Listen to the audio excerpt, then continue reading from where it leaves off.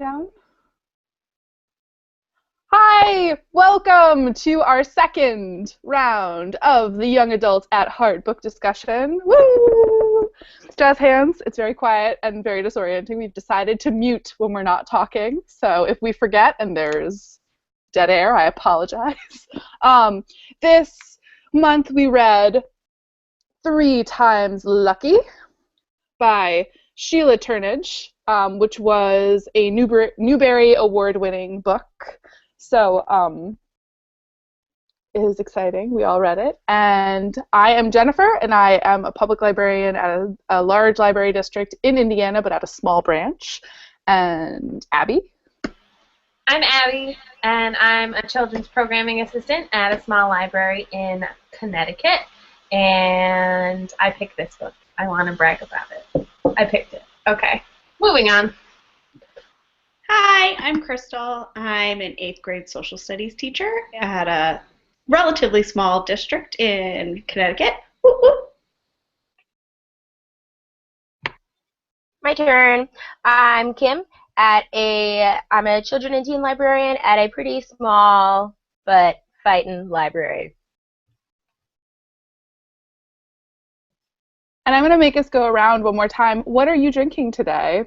I am drinking rum, pineapple juice, and orange juice because I felt like I ran out of wine. That's why I'm drinking that drink. But it's really delicious, and I regret nothing. I am drinking rum in some Arnold Palmer. He's pretty handsome, right? Twisted tea. It's the end of a summer pack because now we're getting into fall, but the book was set in the summertime, so that's my justification. I'm drinking Sam Adams Porch Rocker, which I have a porch, and it's glassed in, and now that it's fall, I sit on the porch. So I guess that's my justification for that. Very nice. I like it. So we are missing our beloved Mylene today. She will be back for our next round. And her thoughts on the book were that she enjoyed it, and since she doesn't enjoy middle grade fiction, that's impressive. I think most of us in general enjoyed it. I had a couple of things. I don't usually like murder mysteries and mysteries, but even so, I really did enjoy this. And I also, I listened to the book. I didn't read it. I did the audiobook version, and that had a fabulous narrator, but I will talk more about that. So general impressions. I really enjoyed it. I read almost exclusively middle grade mysteries, so it's exactly my genre and age group and everything. I had actually read the second book in this series, which is called Ghost of Tupelo Landing, I think. I don't have it in front of me, so I'm pretty sure that's what it's called because it was a Nutmeg Award nominee for this year, which is the Connecticut State Book Awards. So I read that, and I liked it so much that I wanted to read the first one, and I'm glad that people seem to like it. I really, really liked it. I liked it a lot. I may or may not have read the whole book today, and by that I mean I read the whole book today, which I think is just going to be how I roll with this book club, because trying to keep up with like all of my schoolwork and stuff, I don't have a lot of me time, so this was my like all day me time. Woohoo! I really enjoyed it. I thought that the characters were really endearing, and yeah, it was a pleasant read for murder. I don't know. I liked it. I thought it was cute. Like, it was, like, I don't read a lot of, it's not that I don't read a lot of middle grade books because, like, my job requires that I read middle grade, but I don't know. Most of it, I kind of read it, and I'm like, like, this happened. But I read it. It was cute. I liked the military speak. I thought it was really adorable, and I just kind of held on to that, like, for the entire book. But I like murder mysteries, so that was really good because I find them really fun, which is a really awful way to describe murder mysteries, but, like, I just do because I want to know who did it. So, and I didn't guess who did it. and I may or may not have skipped like 30 pages because I was at the cider mill all day, and so I might have skipped a smidge in there so that I could finish it, but it's fine because I got all the important parts, so like I'm not that worried about it. How do you know you got all the important parts if you skipped part of it? I, Kim! I came in just in time to figure out who the murderer was, so I decided that like All that's right, that's fine. fair. Like, I came in time just to know who done it. So there we go. Wait, this is important. Spoilers or no spoilers? At this point, if you don't want to be spoiled on this book because we were discussing it, I will say at this point, finish the book, pause the video, finish the book, and then come back to us. So just a general spoiler alert. Spoiler Yes. alert. Yes, I'd say that's pretty, I think that's fair. We've been very clear at this point. What because Kim and Abby both read mysteries. Crystal, do you read mysteries? Do you like murder mysteries? Or you're not? I read one recently per Abby's recommendation, the Sweetness at the Bottom of the Pie, and she felt like it was like a similarly brilliant young lady character.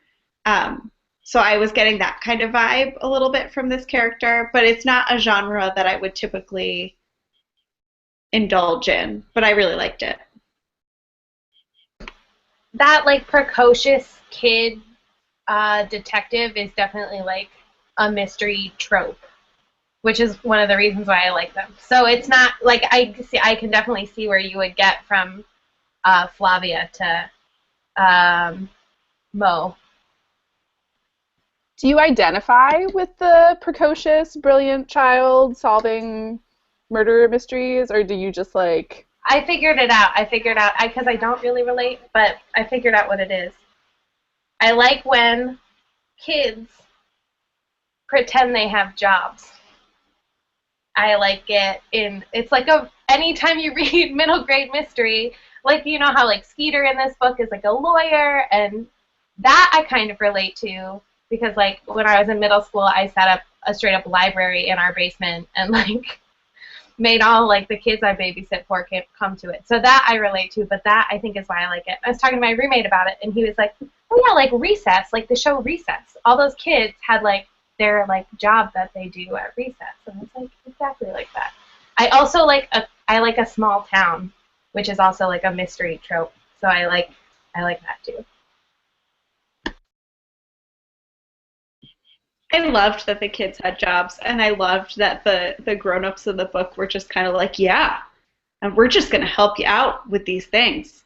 Like they just completely like bought into it. We're like, no, we're gonna give you some information because this is legitimate. Like you are a legitimate detective, and like you are a legitimate lawyer person. Like you're a small business person, tiny business person. Right, in like every sense of the term because you're 11. So yeah, I thought that was really cool. Is it my turn? I think it's my turn. Yeah. No, I did. I don't know. Let's face that. No, I did. Like I did. I thought I liked that they all like had their things, and I mean because it's a small town, then you kind of get like a better feel for the characters because they're like I guess they're closer to each other because the town's really small. So like there was like the cousin thing. Like I've got a cousin that works here. I've got a cousin that works there, and they have like the like rumor mill. I thought that was really cute. What is it called? Is it the Cousin Information Network? Is that what it was called? Yeah, it was something really cute and really snazzy. But the thing I think about that, I think you find more of that like cute snazzy things. I see those more in books that take place like in somewhere south, like southern. And I think it's just because they naturally say like random strange things like that. Like my family that's from State Line, Mississippi, they just have they say the strangest things. And I'm like, what does that even mean? But it's just like those like loquiisms for down there. And I find I like books sometimes that take place in the South because of that. I think with my mysteries though, like I like scary mysteries. Like I just like scary things, like scary movies, scary TV shows. So like Skeleton Creek, like the example is one of my like favorite middle grade mysteries, but it's also like freaking terrifying. So I'm not even sure why it's a middle grade book. I don't know if any of you read it, but I thought this book was really cute and like super sweet and kind of reminded me of Harriet the Spy. I think, but I typically like slide toward the I don't know, scarier things, I guess, with my mysteries. I don't I know. have a question, library ladies. Now, because I'm not super well versed on a professional level with like young adult literature, so this character was a rising sixth grader. So what was the target age group? Because doesn't it usually skew like if the character is 11, then the target age group would be younger, right? Well, I went into there's this what's that Facebook group? The one that Jen, you invited me to? There's something like some Facebook group for young adult librarians, basically. And I asked that Teen question. Services Underground, was that the Yeah. one? Yeah, no, not children's. There's another one. Oh, maybe you guys are in this. Oops, I'm gonna get on that. But there's children's underground, and then there's a teen one. And I posed that question. I was like, what? Storytime Underground. Yes, okay, a Storytime Underground is the Yeah. children's one. So I went into the young adult one, and I asked the question. I was like, at what point in your libraries do you consider something young adult? Because I always kind of considered grades 6 to 8 middle grade, so like anything like J, Fic, whatever, and 9 to 12 young adult. But apparently I was one of like 2 people. Everybody else considers like grades 6 and up to be like young adult. But typically those books still fall in like the juvenile section of our library. So like, I don't know exactly how that works. But I did ask. There's a lot of overlap in that like middle school age, because a lot of middle grade books, if you like look on them, they'll be like for 3rd to 8th grade, which is just like a huge span. So I feel like 6th and 7th graders in particular read from both sections. They'll read like the harder, more advanced middle grade, and they'll read the kind of lighter YA stuff. And so they're actually the hardest people to find books for, I think, because you really have to look all over for them. So like, sorry. I was Sorry. just, where do we think we put this guy? I'd say it's a solidly middle grade book, but sometimes also, and I know this is like kind of a sideways step into library land, sometimes where it's put on the shelf only has to do with what budget it was bought under, and that's a weird thing that just happens sometimes. So you'll have like a couple copies of like a Harry Potter book in the juvenile section, but then you'll have some in the fiction section because they were bought under different budgets. And sometimes it's also that you want sometimes they'll get grabbed and put into a young adult booked section, even if they skew slightly younger, because it's a more highly browsed section and you just want it off the to go out and have people read it. So it's like it gets a little bit fuzzy. Sorry if it was creaky. My door opened. So I actually don't. I'm not a huge fan of the AR system, the accelerated reader system, but it lists this book as middle grade, and it puts it at a 3.9 for the book level, which is kind of, it's like the Lexile score. So it's about like a 4th grader would be reading it. So it's a little bit younger, but their system of evaluation is it's imperfect. And I take issue with how they sort graphic novels a lot of the time. So I usually take just a bucket of salt with anything that they're going to list. But it depends. Usually you put, I'd say usually you put, it depends on your community sometimes too, because you'll put something that's a middle grade book as opposed to an upper grade book based on whether there's a romantic relationship sometimes. And that's another dividing line, because even if because this was fairly violent, and there was, again, spoilers, but there was like the abusive father figure, and parts of this book were really intense and really scary, but I'd say it's a solidly middle grade. Like I would recommend this to a 4th grader or a 3rd grader, maybe not a 2nd grader because of but if they were a high enough reading level. So it would also be a good family read aloud. Absolutely, I agree with that. So the audiobook, can I just go low about the audiobook for 2 seconds? No, Crystal, you have a thing. You talk and then I'll talk about the audiobook because I have a lot of feelings about it. No, I was just going to say thanks. Thanks, ladies. So I'm going to go about the audiobook now. The audiobook narrator, I actually just found out that the audiobook narrator passed away. So she's not alive anymore, but she did the most phenomenal job narrating this book with, and like gave such like life to all of the characters, and it never got too accenty or too charactery, but the accents were phenomenal for it. And the she was so cute because it's all from Mo's point of view, but she's a Mo LoBeau riding sixth grader, and she's so cute when she's like saying it.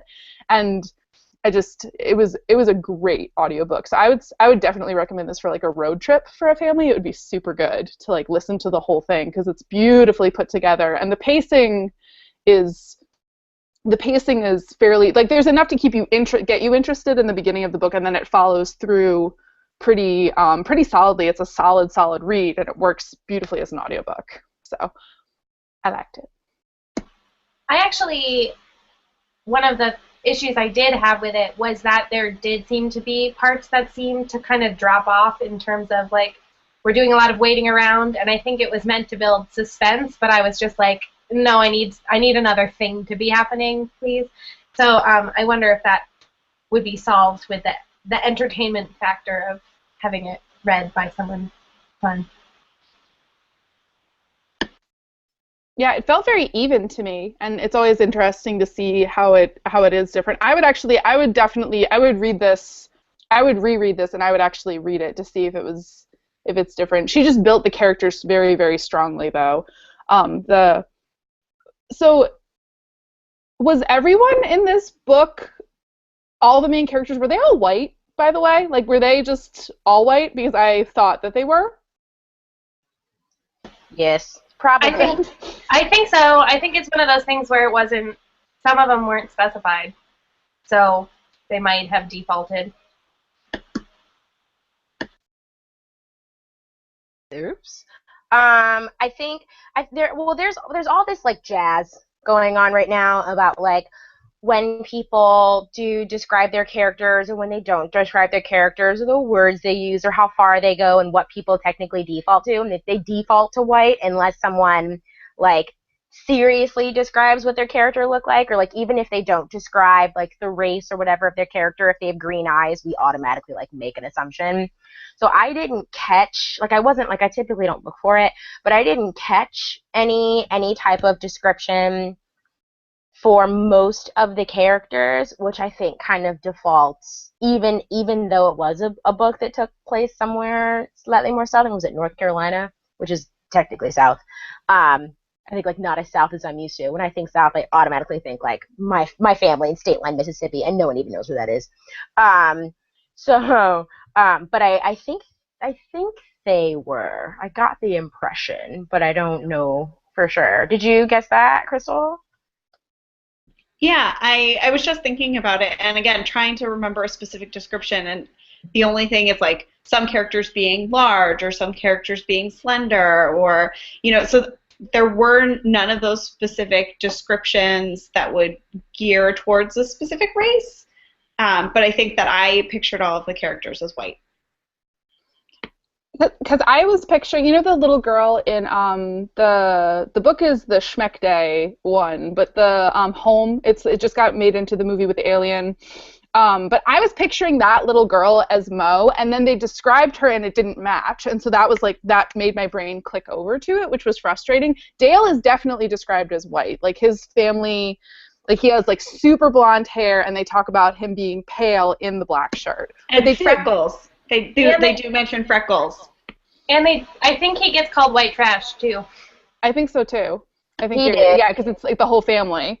But yeah, it was a blonde kid with a black shirt. So yeah. I think I remember it like, was it Spooky, the spooky kid? That's what they referred to him as, which I really enjoyed. I love that he was like little baby goth boy. Like, I really enjoyed that about him. Yeah, that's exactly how I pictured him. Sorry, but I pictured him as like a little goth kid. Like even though he was only wearing a black shirt, I don't think they ever mentioned his pants or shoes or hair. Like, you know, they didn't mention his pants, but I assumed the pants were like tight black skinny jeans. Like that was just kind of what happened there, and I enjoyed it. And like 10 years ago, they would have been like baggy jeans with all the zippers on them.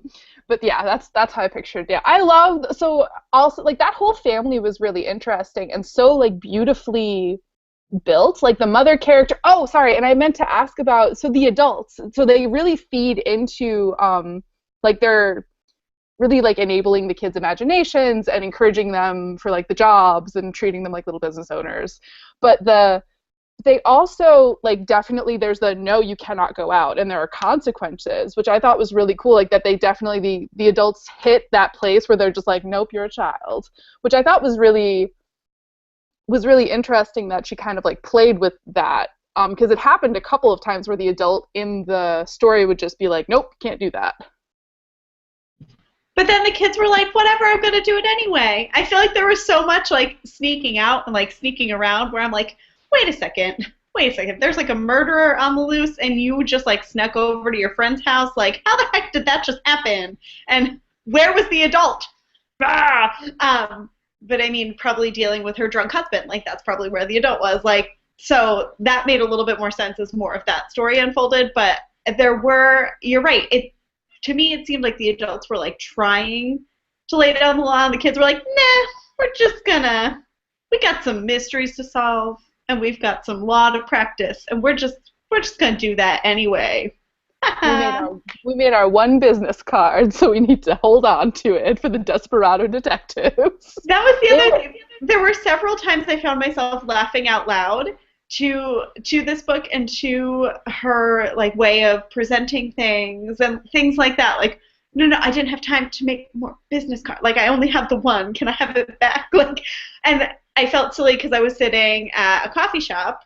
And I was sitting, actually for a while, I was sitting with someone that I knew, but we were each like doing our independent things, and I just kept laughing out loud to this book, and he just kept looking over at me like, oh, are you crazy? Yeah, I am a little crazy, but this book's funny, so.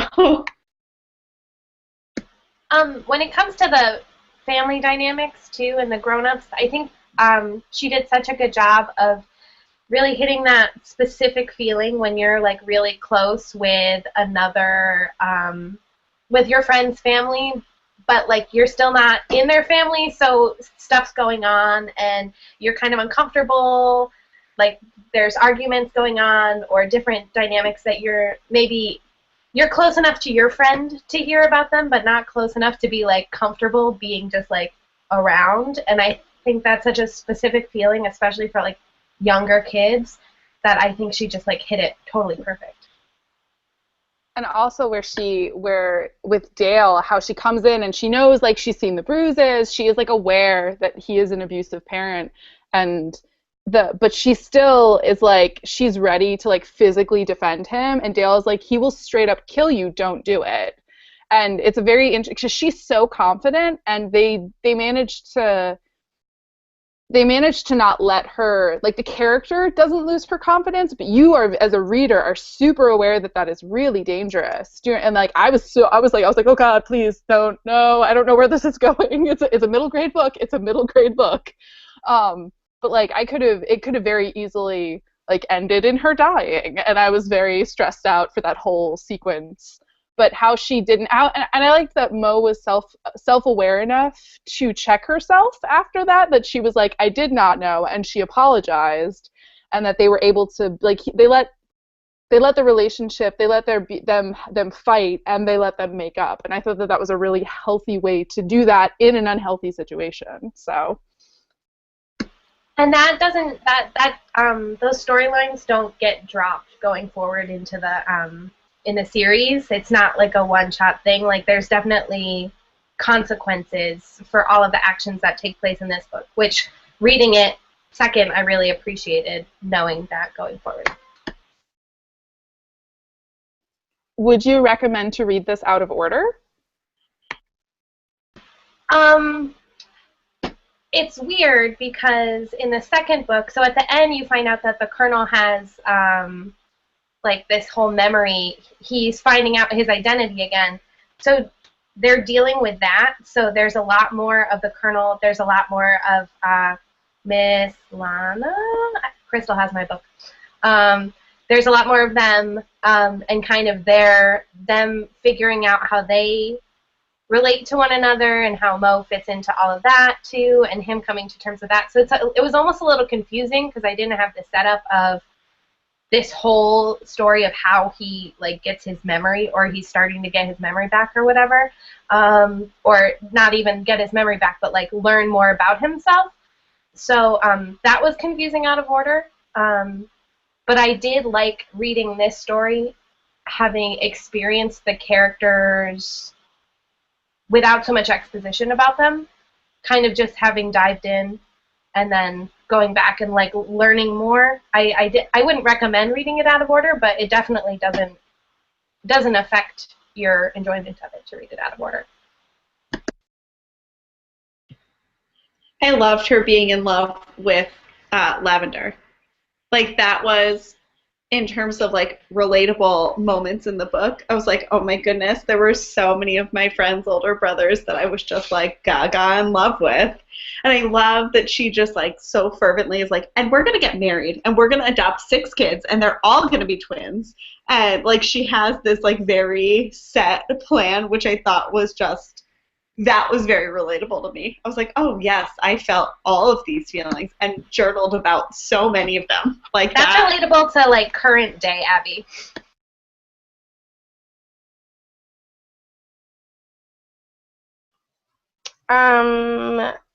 Yes, I love that. I liked Lavender. I'm not gonna lie, I thought he was gonna be gay. I don't know where that came from. Like, I don't know. I thought Lavender and Sam were gonna be love, and I don't know. I don't know where that came from. But then they were twins, and I was like, oh. So I'm not gonna lie. Like, I was a little upset for like, I don't know, like a good chapter or two before I got over it, and I like went on about my day. But yeah, I thought that was a pretty relatable moment. But like, if the second book is, well, I'm saying this, but I might be lying. But if the second book has a lot of the Colonel in it, I'm not gonna lie, like I probably completely and utterly love it because the relationship between the Colonel and Mo was literally my favorite relationship, like in the entire book. So when he was like, I don't know, like permission to enter, soldier, and like, you know, contemplating popping popcorn, like, you know, and I don't know, just like their whole like lingo and their entire relationship was like so lovely and personable. Like obviously like he was very important to her and she was very important to him in the 3-day rule, and like when he like may or may not have missed it and you were like, oh my god, but then he called and like everything was great. Like their relationship was probably the best thing out of the entire book for me. And not to say that I didn't love it, because Crystal, I also had those laugh out loud moments. Like I was reading and I was like, what, that's hilarious. But for the dynamic between the two of them, which like from the outside could probably seem very informal, but like when she would jump up and defend him from the detective, like jump on her, what was it, a Pepsi box or something, and defend him like when the detective was asking too many questions. The Pepsi crate. Yeah, the Pepsi crate. The Pepsi crate was also my favorite thing. Like she would just hop on there and like be all tall and super fierce. That was my favorite thing, like in the entire world. So, and one of my laugh out loud moments was when the Colonel was like, "I'm a lawyer," and I laughed. I put the book down and I laughed for like a good 4 minutes because it was hilarious. But I definitely loved that dynamic, and like snaps for all the way, because it's very hard to find a father-child relationship that's really fantastic, despite the fact that he wasn't the biological father. That's not something you see all the time, and I thought it was like brilliantly, beautifully done. I hope I'm not leading you astray in my remembering of the second book, but I do. What resonated with me was a lot of the grown-up stuff in the second book. So at least I know that there's little moments for you there anyway. And I feel the same way about Miss Lana and just like her attitude about everything. And you can really see that Mo's personality is so influenced by being raised by these two weird grown-ups. Like they're like really not like your standard parental figures, and just her being so out there and like her costumes and wigs and all of that. I really love that. I also loved that there was a bit of a lead up to her relationship with the Colonel, like that it started out where you weren't sure, where he seemed like this very stern figure. At least to me, the way that I was reading it, it seemed like it was almost because he was out and then he came in and he, you know, didn't really talk. Like this whole thing, it kind of led it up to being him kind of like a menacing figure, at least the way that I was reading it. And then that popcorn interaction, like it kind of broke all of that. And you had this moment of like, oh no, he's precious. Oh no, wait, they're so in love. See? Like that was really nice to me, because it kind of like shattered the previous perception of this character, and I thought that was really, like, that was a good like build up moment for me. I thought the same thing. everyone was like, every time the Colonel was mentioned, everyone would like stop and they were like, ooh, the Colonel. Which I'm glad I know. For the record, I didn't know that was how you spelled Colonel until like 2 years ago. I'm gonna be totally honest. I must have slept through all of history class to not know there was that random L. Didn't you play Clue? Aren't you in a military family? That was Chief. Thank you. I can spell for Chief. Sorry, wrong. Yeah. We had Chiefs. We don't have Colonels over there. But back to like, back to family dynamics. Okay. So I thought that their family relationship was perfect, but I'm just wondering, and maybe it's just me, like I don't know, and like my particular like family situation, but I was sort of like, it threw me for a loop when, who's it, Dale, like BFF Dale, when he like kind of like snapped and freaked out on Mo for a hot second about how she was looking for her mom, and he was like, you've got a family right here, and blah blah blah blah, and I'm sick and tired of listening to you talk about her, and yada yada yada. I wasn't mad about it, like I didn't think that it, but like when I hit that, I was like, whoa, I don't even, like I think I didn't even know how to feel. Like I thought her relationship, like with Miss Lana and the Colonel, and even like grandmother, whatever, like however you say her name, grandmother, whoever, Miss something, something, something. Miss Lacey. Yeah, there were like there were like 4 or 5 parts of her name in there. So, excuse me, it was quite honest that like it was quite obvious that that town had kind of become her surrogate family. But, you know, I kind of liked that she was writing to her upstream mother the entire time. So, like, and I thought that was a cute name for it in the bottles. Like there were very small nuances in this book that I thought were, like, glorious. Like, they were fantastic. But I was drawn up short. Like, I love her relationship with, like, the Colonel and Miss Lana. And, you know, if the mom showed up, like, in book 3 and tried to take, you know, Mo away, I'd be heartbroken and probably mad about it. But I was really drawn up short when he, you know, kind of like snaps on her, and I'm just kind of wondering how you guys, like, what you guys felt when you reached that part. Like, I didn't know what to feel. I wasn't mad. But I was lost and confused, I guess, for a second. I think that Dale's family situation definitely gave him different insight into the grown-up relationships going on, because he, you know, checked Mo for, like, being, like, maybe a little bit ungrateful about, like, all the people who come together and, like, love her. And also, he stands up for the bully girl, Anna. It's an A name, because they call her Attila.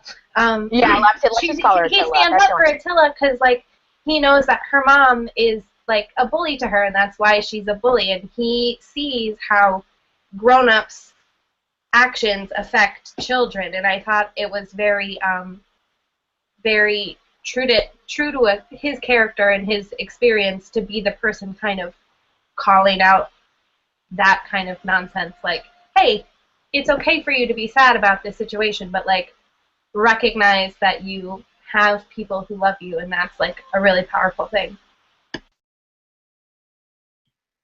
I mean, I cried a little.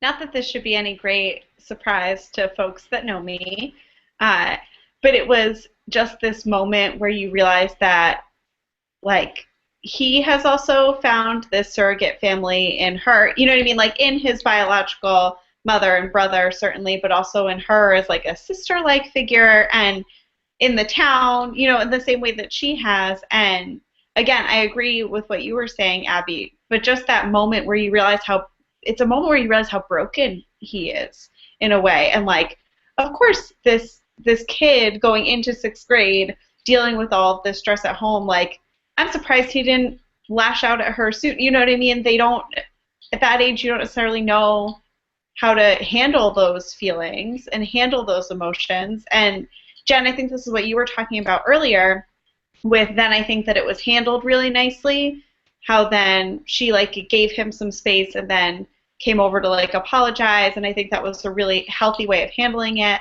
But in terms of how I felt when I came upon it, it was just, like, overwhelmingly heartbreaking to, like, see this character who I have grown to love. Like, he's just such, like, a lovable character. That's one thing, a standout from the book in general, is that these characters are all very, with the exception of, like, the bad guys, they're all very endearing characters.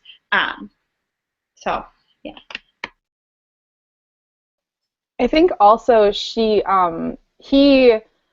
he processes like an abuse survivor too, though. Like he's very like he wasn't going to say anything until he couldn't take it anymore. And I think that was like how he had clearly internalized all of her talking about this all the time, and then it exploded, which was very similar to how his family like where his father deals with things, which is like how, do you know what I mean, you model your behavior based off of the adults in your life. And so when he did that, it was totally on character. It was very on point as far as where he was.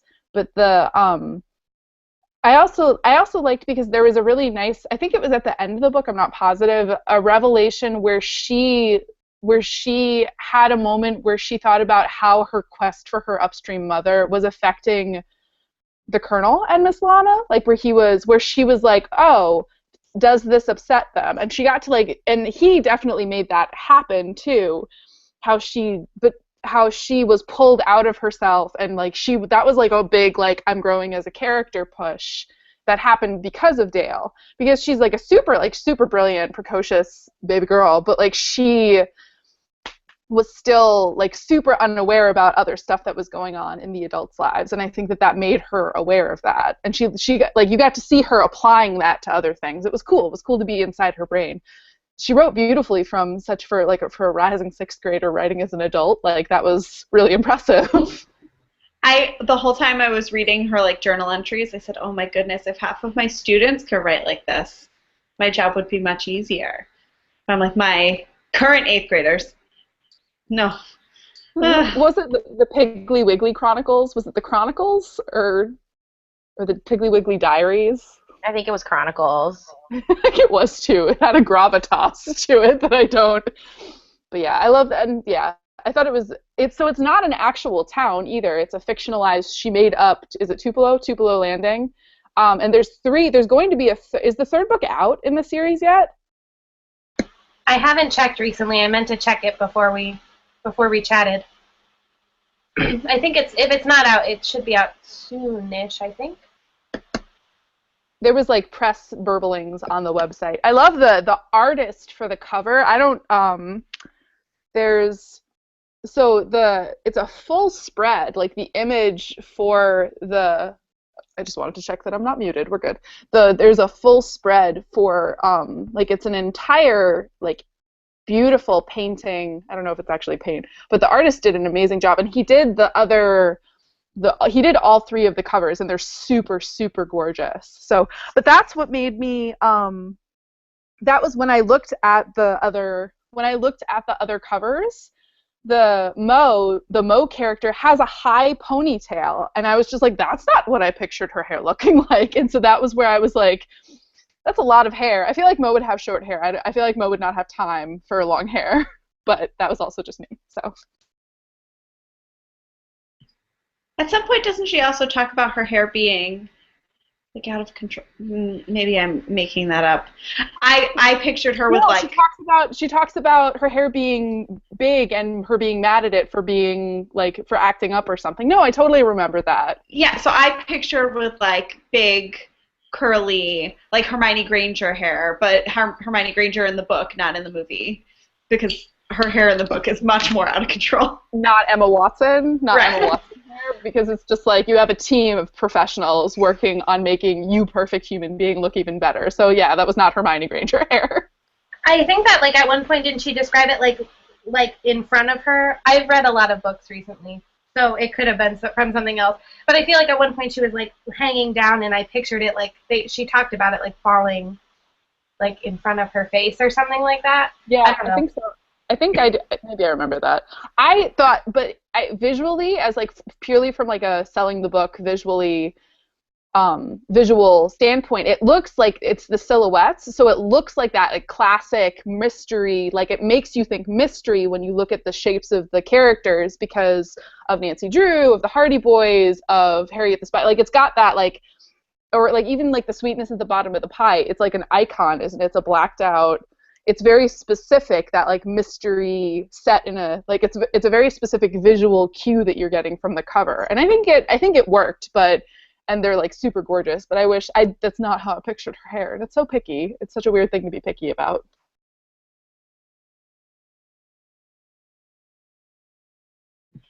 Where'd Kim go? We lost Kim.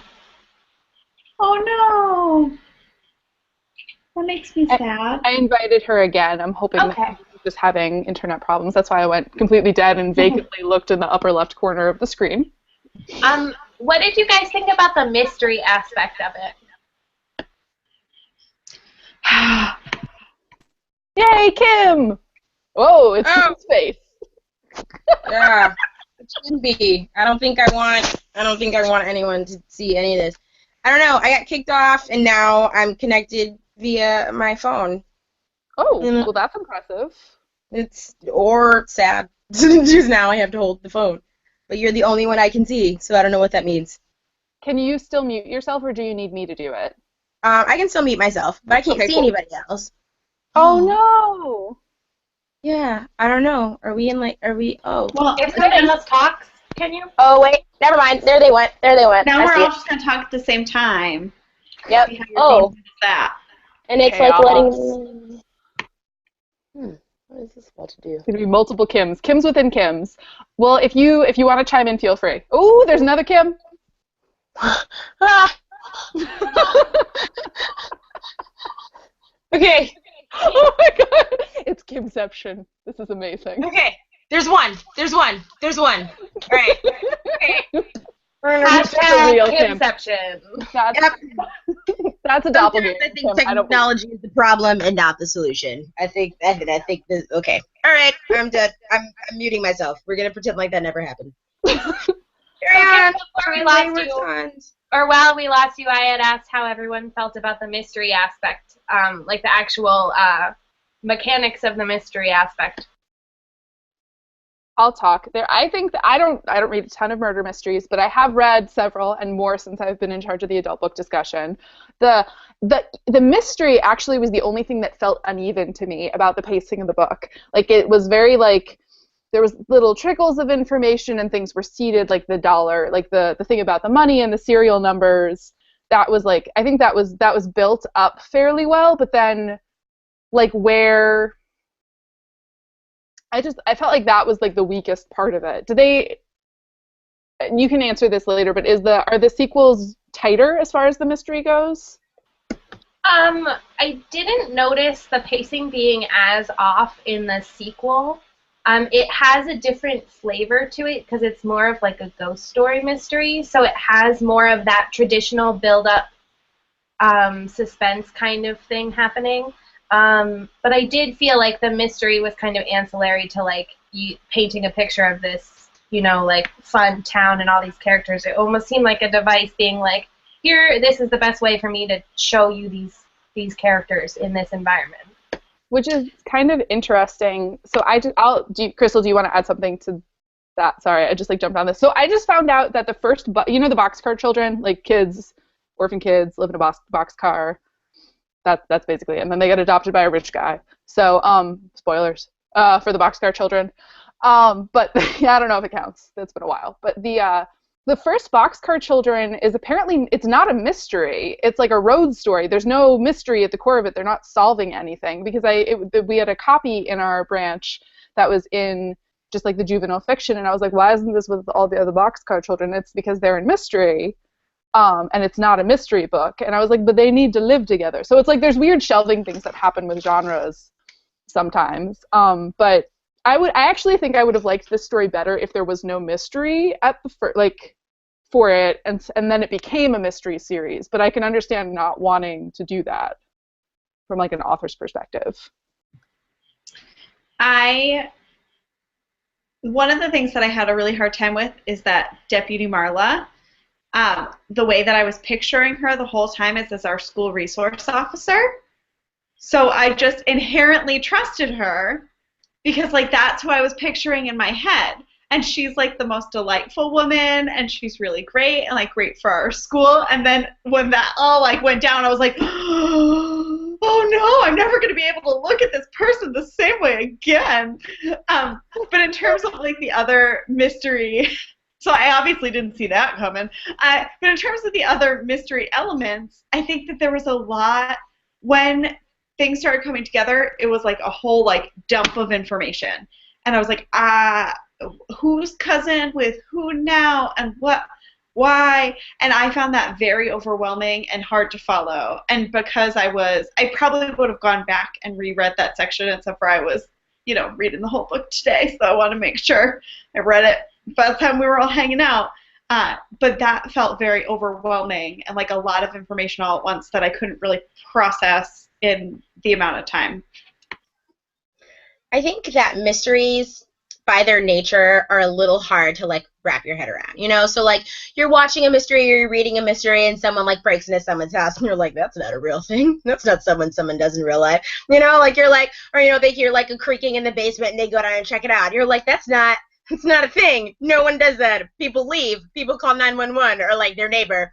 You know what I'm saying? So, like, by their nature, mysteries, it's very hard to suspend your disbelief sometimes. Like, or you just have to, like, let it go. Like, you just have to, like, move on from the fact that that no sane person, or maybe just me, like, if there's a creaking happening upstairs, I'm just gonna leave and sit in my car.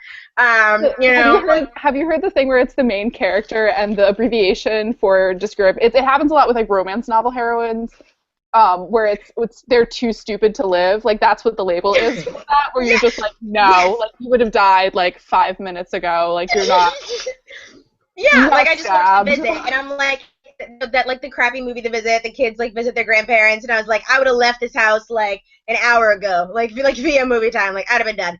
So, you know what I'm saying? So, with this book, it was a lot harder to just let it go. You know what I'm saying? And, like, that was my problem. So, like, there are these kids, the cousins, and, like, they can get you the freaking serial number. Like, I was like, I'm having a problem with this. So I ran into that a lot. Like, I'll let a lot go. Like, I'm a very forgiving author. Like, if the characters are a little hard to relate to, but you've got a, like, banging plot and, like, I really love your storyline, I'll let it slide. Or, or if it's the other way around, like, I'll let it slide. But, like, it was very hard to let go. I'm like, you are 11. I think I would have bought this more if the characters were a little older. Oh, Jen's gone.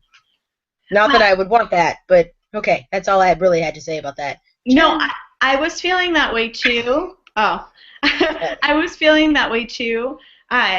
But then I kept switching back in my brain to the fact that I am a grown adult lady, and that if I was reading this at 9 years old, I think I probably wouldn't have even noticed. And not that I wouldn't have noticed those things, but I think I would have been much more willing to suspend my disbelief and just let those things go a lot easier because, yeah, of course I would want the adults to be on my side. Of course I would want them to let me out of my house in the middle of a hurricane.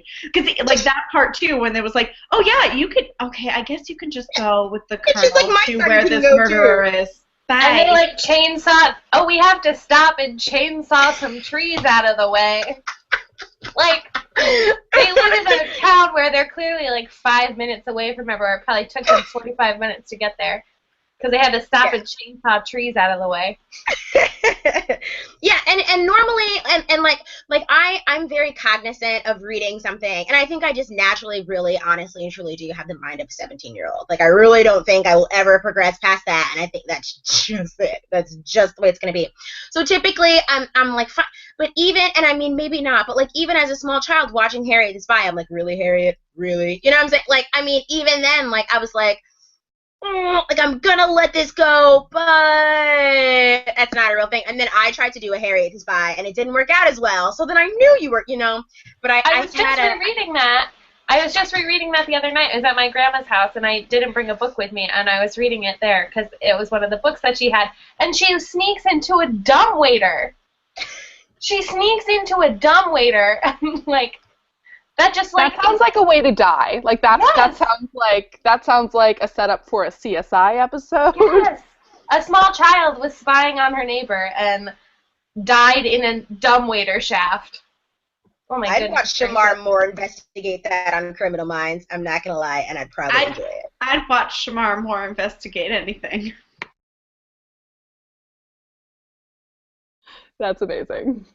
You're amazing, Krista. But yeah, Jen, you disappeared, so for like a hot second. But we were just talking, like, I'll suspend my disbelief for a lot, like for literally just about anything. Like, I read The Fifth Wave, and I was like, that's how we're all gonna go. But like, I really did. I'm pretty convinced. But like, that was my issue with the mystery. I was like, I can't get behind this. Like, it's just like somewhere along the way you crossed a line. I'm not sure where, but somewhere along the way you lost me, and I couldn't get back on board with the mystery aspect. Something I did find really believable is that that they just assumed that the adult was spying on them was like a police officer. That's like a very like kid thing. That like, is. Oh, this adult is existing to look out for me. This adult is completely trustworthy by just virtue of the fact that they're a grown-up, and they didn't even think to be like, hey, someone's been following me around. He's with you guys, right? Like, no, none of that. Also, I did not trust Deputy Marla from the start. She seemed fishy to me. I love that Dale immediately was like, con artist, like, you are my uncle. Like, he just clocked her immediately and was just like, really? She is playing you. Like, I loved that he just like, and he was like, I'm judging you for falling for this. I mean, we can bring it up later, but no, Mo, no. I forgot that his uncle's like doing 3 to 5. Like, Dale's got like a family. Like, it's not just dad. I had forgotten about that. Like, he's He's got a family, like he's in the mob or something. I'm sorry, that was just hilarious. But yeah, the poor kid, like, he's got it, or had it. I mean, I guess it's better now. His mom was like, I'm tired of this crap. But yeah, Dale had it rough. Like, my heart went to him and his brother. And even for a second, like, once I knew that Lavender wasn't gay, like when he wasn't living at home, I was like, his dad didn't like. I don't know why I held on to that for like a really long time, but I just did. I don't know. Yeah. Now, Abby, obviously you can't chime in on this one, but like, do we think Lavender's now going to move back home? Like, is he going to now become part of that? I 100% don't remember, so I can chime in and say that what I was going to say was that I really liked that Lavender had his own space, and it was kind of like a safe space for them to go, for Dale to go, for them to, he had made a way for himself that was like close enough that he could keep an eye on everybody, but far enough away that also kind of provided like an outlet for everyone. Also, amazing precocious baby coming up with selling ad space on that car. Like, awesome. Nicely done. Like, that was so, and it was so, like, realistic, because I was like, how the heck? But it was, like, about the community coming together and a little con artistry, and I just loved it. Like, it was perfect. Like, it really just, like, and it was, like, and that one completely, I did not see that coming, and I thought it was just super lovely, and I love that he did pay them back. I thought they had such a really lovely, healthy relationship. I loved Lavender and Dale. Like, I loved their like little bro relationship, and that they went to the garage. I thought that the garage was super cool. And I love how she was like, he's depressed. Like, that's why he's not cleaning. I also really liked the whole concept of the Azalea women. And that, like, she specifically takes advantage of their, like, proper sensibility to, like, oh, but that's, like, a tacky area of the car. And, like, she talks about the Azalea women in the other book, too. And I just think that's so specific. And, like, in this one, it's kind of specifically Southern. But I know, like, that can translate to a different, I don't know, I feel like in New England, it's, like... It's the ladies who lunch, like... Yeah, exactly. Like, the red hat... like ladies that, yeah. Although some of those red hat ladies can get down, so. They're little hellions, the Red Hat Society. That's a plan. Like, I'm excited to do the red hat and the purple. I'm looking forward to it. No, I was thinking, Abby, right before you brought that up, that I was thinking that too. I thought that the town itself, with its whole like 200 residents, I found myself really enjoying the town as a character of the story. The fact that they all like camped out and were watching as the like crime scene was being investigated, and Mo was like, with "Yeah, picnic lunches. We're just gonna deliver some lunches here because nobody's gonna come in today, but they all need to be fed because that's how we do." So all of that, like Abby, like you were saying, that small town feel I thought was really nice, and the town itself was such a character. That was definitely one of my favorite parts. Oh, sorry. But I thought this would make a fabulous musical. Like, or like a play. Like, I Yes, thought it would please. make like right? Like, I would go watch that. That would be such a cool thing because there's so many kid characters. Like, it would be really cool to adapt this for like, and you would have to pull some of it out, I'm sure, but like the amount of action for the kids versus the adults, I think this would really be interesting for like a local theater kind of a thing. I would also like it as like a cartoon, but like a Hey Arnold kind of like 15-minute vignettes where you're like meeting all these characters and something happens, but it's like a small, compact little arc, and it's mostly about how everyone interacts with each other. Like when Stoop Kid's afraid to leave his stoop. Yep, exactly. Yeah, no, I totally agree. And I think that see, ironically, I think you should have had a harder time believing. You should have had a harder time believing like the little town nuances, but the way they were written, I was like right on board. It's like in the very beginning, when she was like when Mo was running the cafe and she had like those random like peanut butter, like bologna and cold soup because she can't touch the stove because Colonel said that's bad. And everyone just like went like it was just like totally it was like, yeah, give me the special or give me the the peanut butter and the double peanut butter. That probably I think theoretically should have been harder to believe. I was there. Like, I was on board. I'd been like, yeah, give me some cold soup. Like, I mean, it's exaggerated, but stuff like that really does happen, especially, like, living currently in a small town. Crystal, you know, when our local independent coffee shop, their espresso machine broke, they, like, threw a fundraiser with, like, live music, and people were selling crafts and stuff. And so everyone came out because, like, everyone gets their coffee there, and needed to make sure they were going to get another espresso machine. Like, that was like a big kind of town happening, I feel like. Well, my town just had, this is like a true life thing, and I went and saw it, and I have a picture, a cow chip raffle. Like, it was like a real thing. I didn't even know what that was. I got there, and they're like, the cow chip raffle, and I'm trying to fake it till I make it. So I'm like, yeah, I'm thinking raffle. In my mind, I think I'm thinking silent auction with like a cow mascot. Like, I didn't know. But like, that was a real life thing. Stop laughing, guys. Like, it was a real thing. And I went, and I'm pretty sure all 7,500 people in this town were there. Like, I'm dead certain of it. And there was the cow, and it was independent. People were watching the cow, waiting for it to chip in their designated square. And and there was like a white elephant sale and like little horseshoe plat. Like, it was a real thing to raise money for folks for the library. This is just to be absolutely clear for those of us who do not live in cow country. This was about cow poop. Like, this was a cow pooping, and it was like gambling about cow poop. Yeah, it's actually, they had to get a license for it because it's actually for real gambling. So they spent 2 months buying squares. You buy like your squares for $20 a piece, and wherever the cow pooped, that person got like $500.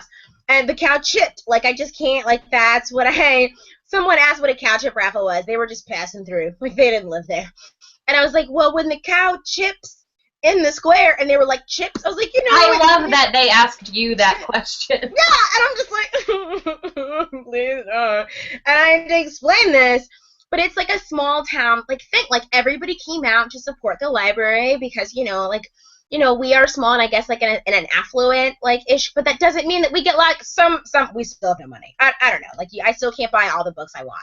So, but they all came out to support, and in a small town, you can do something like that. You can't do that in, like, Chicago, like, downtown, like, it's not a thing. I mean, maybe it is. I don't know. But, or, like, Oakland, where I'm from. They don't do that there. So I don't know. I enjoyed reading it, and I believed it. I was there with the cold soup, the cold, almost organic soup. I don't know. It was endearing, and it was lovely, and I would visit. However you say that, please. Bring it practical. Which I have a really tough time with recall with that kind of stuff, and listening to it, I think I had longer to digest the big jumps like that. So I would definitely recommend that first book as an audiobook, 110%. Does anybody have any closing thoughts? I think we need to end this on cow chipping. So thank you for watching. Thank you guys for participating. This has been super cool. We will probably be back in another month. Same bad time, same bad channel. Yeah. Wait, who gets to pick the next book? Oh, we all liked it. Who liked it the least? Do Maybe we want to Kim? just make? Yeah, I liked it. You know, like I enjoyed it. I laughed. I cried. Well, I didn't cry, but you know, I laughed at the Colonel. But I guess I did like it the least. I don't know. I don't know. I like scary mysteries. Can you pick a scary book for us next time? Because I don't read horror unless as part. Sorry, Abby. Abby seems upset about this. Have you It's guys fine. read? I'll just have to, maybe I'll go read it at Crystal's. We can read it together. All right. Well, are you guys? If that, then I can tell you. Even I know I typically don't want to pick a book that I've read, but I want to reread it. Have you guys read Skeleton Creek? Any of you? Is it a teen book? It's, you know what? No, I think this one would technically be middle grade. Ooh. Yeah, I know I don't normally pick those, but what I like about Skeleton Creek and what I'm really interested in talking to somebody about, but I can't find anyone who's read it, is it's a combination book and like website biz. So like you read the book and then like, you know, you're supposed to go to a website and type in a password and watch this video that corresponds with the book, and then the book picks up right after the video, which actually makes it scary because it ends on a video. So I'm very interested. It's the best thing ever right now. Yeah, so do you guys want to, and I would really like to reread it. So if you guys are okay with that, we can message Mylene, but that would be my pick. So I'm in. Yeah? Motion Skeleton pass. Creek. That is what I choose. And I'm trying to like look and see who wrote it so we can all make sure we have the right Skeleton Creek, but I'm moving very slowly. It's written by... Jen, you're muted. Oh, Patrick Carman. So that's Carman. So that's who wrote it. It's called Skeleton Creek. That's the first book. So Beautiful. That's what our next book is going to be. So in about a month on a Sunday, we'll get back to you with a time and a date. Thank you for participating. Second round success. Bye. Bye, world.